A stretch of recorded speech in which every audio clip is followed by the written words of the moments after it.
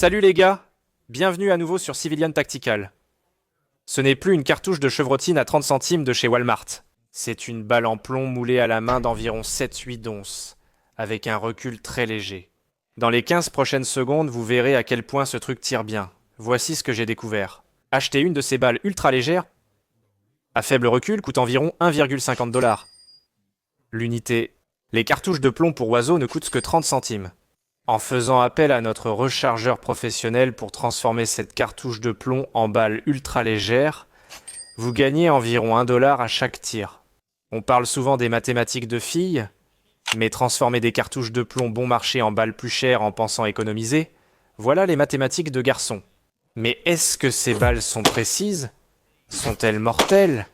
Et qu'est-ce qu'il faut pour les fabriquer? Eh bien, nous allons le découvrir.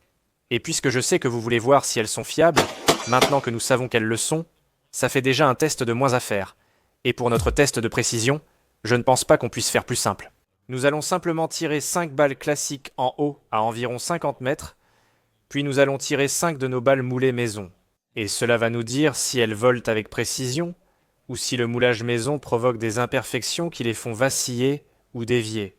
J'ai gardé quelques-unes de ces balles pendant que notre rechargeur les fabriquait, pour vous montrer leurs particularités. Celle de gauche est correcte, mais celle de droite présente de petites bosses. Et ça, c'est simplement à cause de la chaleur du plomb lorsqu'il a été versé dans le moule, et vous pourriez simplement la jeter. Mais on commence simplement par tout charger. D'abord, on a 5 balles standards. Celles-ci ont un peu de rayures sur la balle elle-même. Et l'idée, c'est que ça s'engage avec le choke en sortant du canon, ce qui donne une rotation et donc de la stabilité. Mais tout ça, c'est de la théorie. Tirons maintenant. Ensuite, on passe à nos 5 balles moulées maison.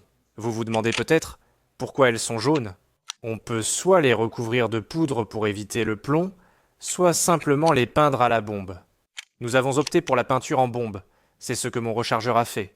C'est plus simple ainsi. Maintenant. Le recul de celle-ci était intéressant. On va garder ça pour notre test de recul, mais regardez cette précision. En bas, nous avons nos balles moulées maison, et en haut, nous avons celles achetées en magasin. Et même si on dirait que le groupement est plus serré ici en haut, l'écart le plus large est en fait le même qu'en bas.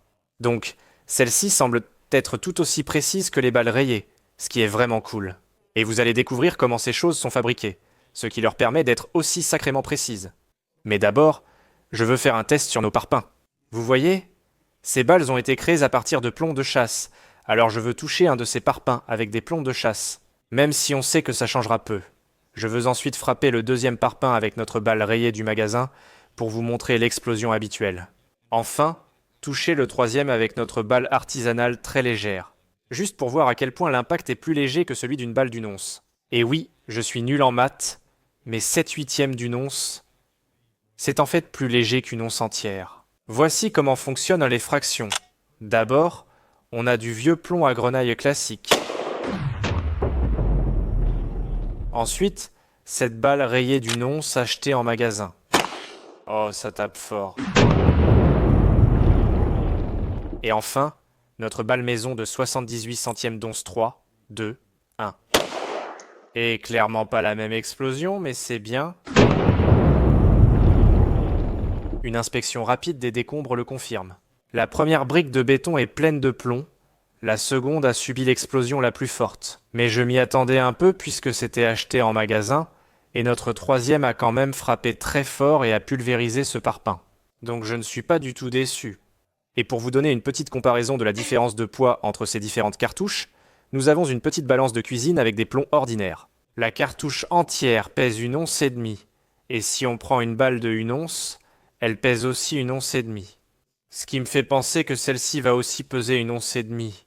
Mais en fait, elle est un peu plus légère, intéressant, donc tu n'utilises pas tout le plomb de ta cartouche de plomb. Quand tu fabriques une de ces balles moulées maison, tu obtiens quelque chose d'un peu plus léger. 15 contre 12, et je suis curieux de savoir à quel point leur recul diffère de celui des balles classiques. Donc pour notre premier test, on va tirer une balle moulée maison, puis une balle d'une once juste après, et ensuite on passera à la balle Magnum. Pas mal. On sent bien la différence. Je dirais qu'elle est 30% plus puissante. Ensuite, on a une balle moulée maison, puis une balle magnum d'une once. Ce truc crache une boule de feu, donc d'abord la balle normale, pas mal. Oh mec, oui, tu le sens. C'était facilement 2 fois plus de recul que nos balles moulées maison. Ça me fait vraiment apprécier à quel point le recul est léger sur celle-ci. C'est même plus léger que des cartouches de plomb. Et je dirais que je me sentirais à l'aise de les donner à ma femme, ou même à des enfants. Ils doivent utiliser un fusil de chasse, car c'est plus léger que les cartouches de plomb classiques. Nous allons maintenant tester cela dans de la gélatine balistique, puis revoir les étapes et outils pour fabriquer ces balles moulées maison.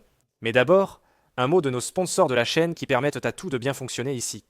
Prenons un moment pour que je vous montre l'outil que j'utilise juste après avoir filmé ces vidéos.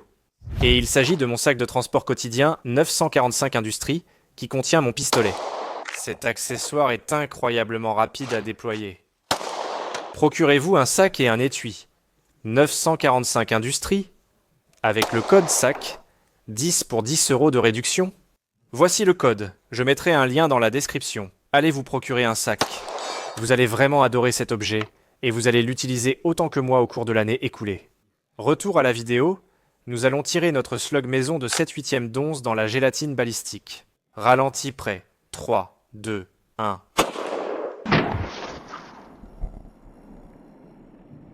Superbe ralenti ici. On a notre point d'entrée, c'est une sorte de coupe-biscuit sympa. L'expansion, si tu regardes bien, était vraiment grande car elle est remontée plusieurs fois en rebondissant. Elle a traversé d'un seul coup. Ces petites lignes proviennent d'anciens impacts et ont traversé par l'arrière. Aucune fragmentation, aucune déviation, juste une trajectoire droite, entrée et sortie. Maintenant, tu peux faire tes blagues sur Taco Bell ici. Mais regarde-moi ça. La blessure de sortie est tellement plus petite que celle d'entrée. C'est le jour et la nuit. Et je sais que tout le monde veut savoir comment c'est fait. Alors installons notre table scientifique et montrons-vous les pièces. Je n'ai pas rechargé celles-ci. Elles l'ont été par un professionnel. Mais il existe en théorie des pièces à acheter. Je ne vais pas montrer la fabrication, seulement les éléments utilisés. Voici d'abord tous les composants. Il vous suffit de plomb de chasse standard. Vous utiliseriez un outil ou un couteau pour couper le dessus, mais je ne vais pas vous montrer comment, et il vous resterait ceci. Ensuite, vous prendriez les plombs, vous les verseriez dans votre petit outil de fusion, et vous chaufferiez cela pour faire fondre le plomb. Encore une fois, je ne vais pas vous montrer comment faire cela. Mais ensuite, en théorie, vous verseriez cela dans un moule lit comme celui-ci. On le verse par le petit trou, c'est vraiment étrange dedans. Mais cela va couler un joli petit projectile que vous allez mettre de côté. Vous pouvez soit le peindre, soit le recouvrir de poudre. Ensuite, vous allez prendre votre douille vide, vous allez prendre quelques-unes de ces bourres et vous allez les mettre dedans. Je ne vais pas vous montrer comment faire ça parce qu'on ne veut pas faire ça sur YouTube. Ensuite, vous obtiendrez quelque chose qui ressemble à ça et vous le mettrez dans cette petite machine à griffes. Serrez-le, tournez la roue, et cela va lui donner un joli petit sertissage roulé. Et bien sûr, pour la dernière étape, vous aurez besoin d'un fusil de chasse.